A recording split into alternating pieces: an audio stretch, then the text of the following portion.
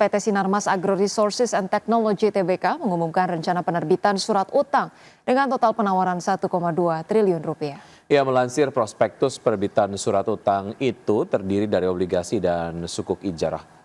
Pertama, obligasi berkelanjutan 5 tahap 2 tahun 2026 senilai 672 miliar rupiah. Obligasi ini ditawarkan dengan nilai 100% dari jumlah pokok obligasi dan terdiri dari 2 seri. Mayoritas dana obligasi atau sebesar 520 miliar rupiah akan digunakan untuk pembayaran sebagian pokok utang bank jangka panjang kepada PT Bank Sentral Asia Tbk. Sisanya akan digunakan untuk membiayai modal kerja kegiatan usaha perseroan. Kedua, sukuk ijarah berkelanjutan 1 tahap 2 tahun 2026 sebesar 528 miliar rupiah. Tidak jauh berbeda, mayoritas dana sukuk ijarah ini juga atau sebesar 520 miliar rupiah akan digunakan untuk pembayaran pokok utang obligasi yang akan jatuh tempo sebesar nominal tersebut. Sisanya akan digunakan untuk membiayai modal kerja kegiatan usaha.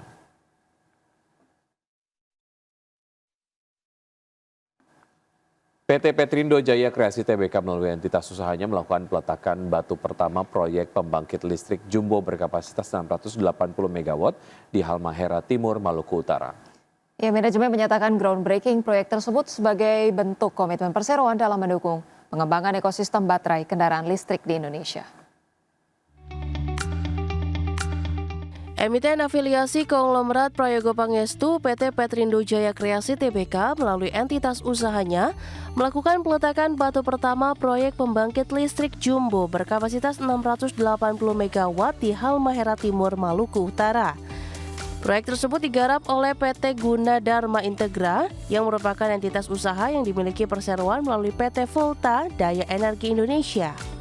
Groundbreaking proyek yang berlokasi di kawasan industri terintegrasi Feni Haltim Industrial Park, Halmahera Timur, Maluku Utara itu dilaksanakan pada Rabu 4 Februari 2026.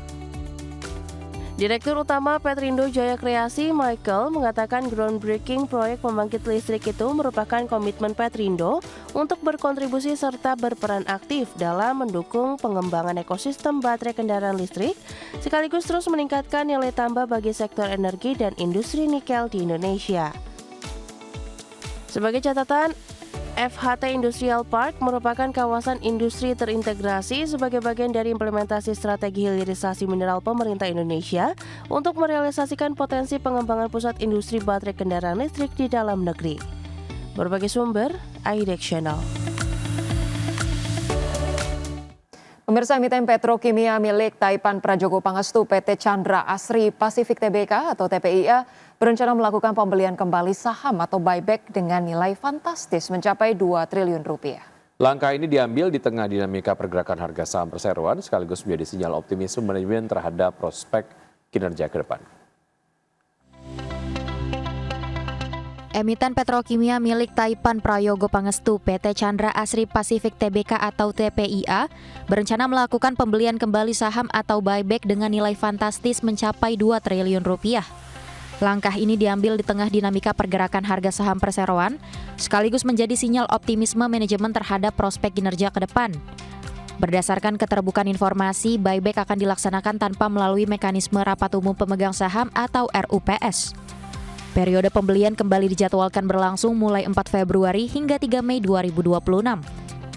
Dalam rencana tersebut, perseroan menargetkan dapat membeli maksimal 250 juta lembar saham, setara sekitar 0,29% dari total saham beredar.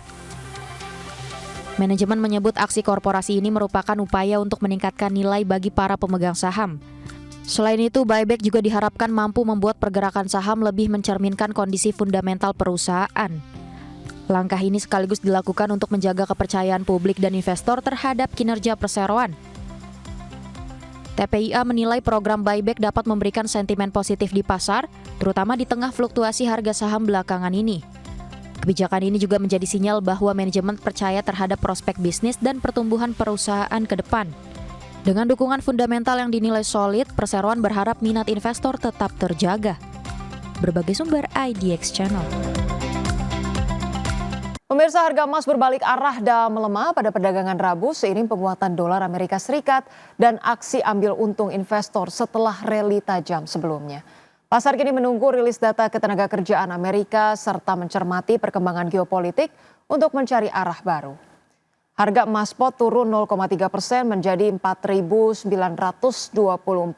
dolar per ons setelah melonjak hingga 3,1% pada awal sesi. Sehari sebelumnya harga emas mencatatkan kenaikan tajam 5,9%. Sementara itu harga emas berjangka Amerika Serikat untuk kontrak pengiriman April ditutup menguat 0,3% menjadi 4.950 dolar per ons. Indeks dolar Amerika Serikat bertahan di level tertinggi lebih dari sepekan, membuat emas yang diperdagangkan dalam denominasi greenback menjadi lebih mahal bagi pembeli di luar negeri. Emas sebelumnya mengalami tekanan tajam, anjlok lebih dari 13% pada Jumat dan Senin, yang menjadi aksi jual 2 hari terbesar dalam beberapa dekade setelah mencetak rekor tertinggi di level 5.594 dolar per ons pada 29 Februari. Ya pemirsa, selanjutnya dari bursa global, bursa ekuitas Wall Street berakhir di zona merah pada perdagangan Rabu, dipimpin kejatuhan saham teknologi seperti AMD dan juga Palantir di tengah kekhawatiran investor terhadap valuasi yang dinilai mahal, serta tanda-tanda bahwa rally saham berbasis kecerdasan buatan mungkin telah mendekati puncaknya. Pemirsa, pada perdagangan Rabu, indeks S&P 500 turun 0,51% menjadi 6.882 dan Nasdaq Composite Index merosot 1,51% ke posisi 22.904. Sedangkan indeks Dow Jones Industrial Average justru naik 0,53% ke level 49.501. Sementara itu, pemirsa, kita ke bursa ekuitas Eropa mencatatkan level tertinggi sepanjang masa meski penguatannya relatif terbatas. Kenaikan sektor telekomunikasi dan saham konsumer berhasil mengimbangi tekanan dan pelemahan saham perangkat lunak serta aksi jual di sektor kesehatan. Kita update informasinya pemirsa, indeks Stock 600 ditutup naik tipis 0,03% ke level 618,12.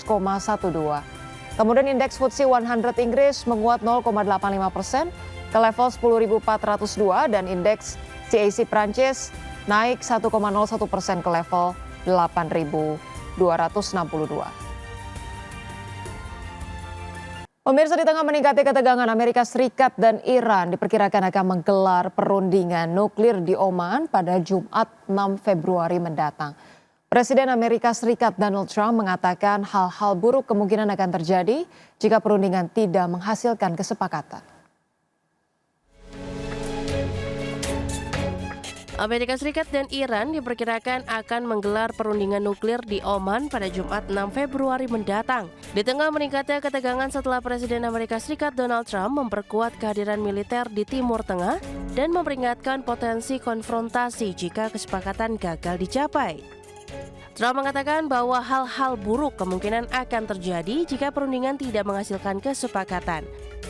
Pernyataan tersebut meningkatkan tekanan terhadap Iran dalam kebuntuan yang telah diwarnai ancaman saling serang udara serta memicu kekhawatiran eskalasi menuju konflik yang lebih luas. Iran menegaskan tidak akan memberikan konsensi terkait program rudal balistiknya yang disebut sebagai garis merah dalam negosiasi. Pemerintahan Trump menyetujui permintaan Iran untuk memindahkan lokasi perundingan dari Turki ke Oman. Namun pembahasan masih berlangsung mengenai apakah negara-negara Arab dan Muslim di kawasan akan ikut serta dalam perundingan tersebut. Sebelumnya ketegangan meningkat usai militer Amerika Serikat pada Selasa menembak jatuh sebuah drone Iran yang disebut berperilaku agresif saat mendekati kapal induk USS Abraham Lincoln di Laut Arab.